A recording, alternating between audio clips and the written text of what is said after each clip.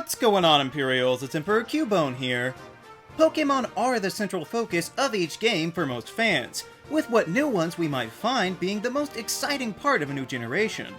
However, there are some other interesting facets of the Pokémon world that persist, such as how names are chosen for towns, which probably deserves its own topic at some point, but a major part of Pokémon that we don't always appreciate are the trainer classes.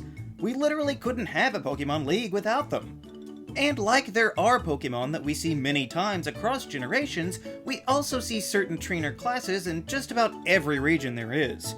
However, just as there are more rare Pokémon, sometimes there are obscure or even one-off trainer classes that you might not remember or even believe are in the game.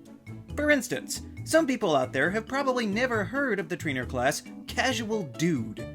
Now you might have if you've played Pokemon XD Gale of Darkness, but this seems to be just a randomly selected title for trainers in the Ore region who just seem to have any assortment of Pokemon they feel like. And there's also the Casual Guy trainer class, but that is totally different from the Dude, so don't get them confused. But if you are confused as to why, their Japanese names are Easygoing Young Man and Carefree Middle-Aged Man. So I guess everyone in that region is just very casual. But maybe you're saying, side games are cheating. Well, that's fine, since there's plenty in the mainline games as well. Now, if I say Bell and Paw, some people might not immediately recall, but seeing them would likely make it click, since these kinfolk were found in the Sinnoh region.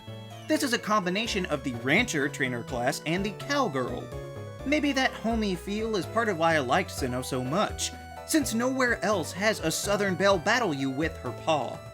Although it is worth noting that these models were pretty directly used for the breeders in Alola, which makes sense for farmers, even if their trainer classes weren't reused. But at least we can look forward to seeing them again later this year in the remakes, right? Now, if you've played Sun and Moon, you will likely recall the trainer classes such as Jolteon User, Umbreon User, etc., all used in a rather lengthy post-game mission. But I gotta say, maybe one of the weirdest trainer classes to come out of Gen 7 was the Surfer. Not because surfing is that strange, but did it really take 20 years to get surfing for the first time? I mean, Pikachu did it back in Yellow.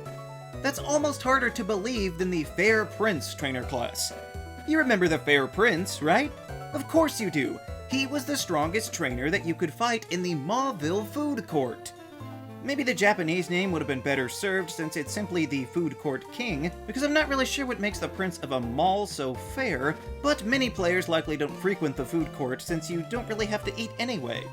As we mentioned before, there are some exclusive trainer classes that are combinations of other trainer classes, such as Medical Team or Karate Family, but one that I found particularly strange was the Daring Couple designation. This pairing in Gen 8 is made up of a beauty, which is something that we see all the time, but the other one is a rail staffer, which means that he works on trains. The only other time we saw a trainer class based on a train was in Gen 5, and back then it was called a depot agent.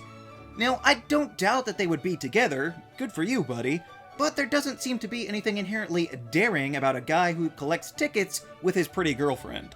Maybe that train stops off at more intense places than we knew? There's a trainer class from Gen 3 called Crush Girl, and I didn't really know what that meant. Is it some kind of off-brand superhero? Or is it like a girl that works in a quarry and just grind rocks up for a living?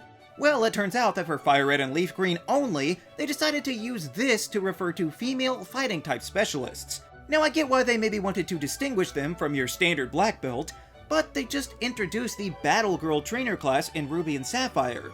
So even if they wanted to change the character models, as they tend to do, they still could have used the same name. Especially since this trainer class has never been used again, only referencing other fighting trainer names instead. But I guess that's to be expected when Crush Girl is just pretty confusing. Black and White 2, of course, gave us the Pokestar Studios, and while I never utilized it that much, there were many unique actor classes, the funniest of which might just be the Fine Actor. I mean, he's alright, I guess. And of course the iconic Suit Actor, who is not dressed in his best black tie, but instead is in a motion capture suit. So I think we know the Andy Serkis trainer class.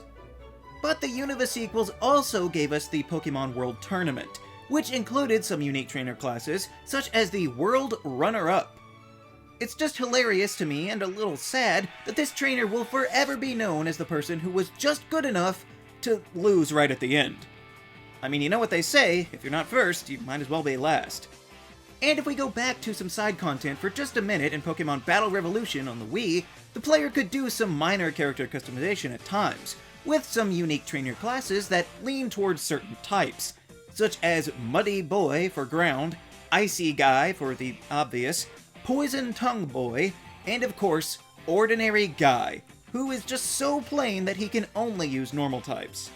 And there's even more like Future Girl, but to me one of the weirdest in this game has got to be Joe's Groupie. I haven't played this game, but I'm assuming that Joe is a pretty prominent trainer, since even all-stars like Lance or Lieutenant Surge didn't have fans so devoted that they wanted you to know their obsession before you ever learn their name. But if we're talking about popular trainers, we've got to mention Wallace, since in Omega Ruby and Alpha Sapphire, he was given the exclusive trainer class of Sutopolitan.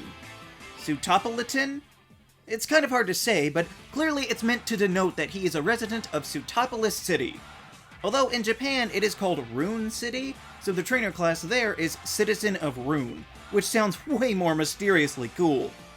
But given that Wallace is the gym leader of the town, I'm pretty sure we could have guessed that he lived there.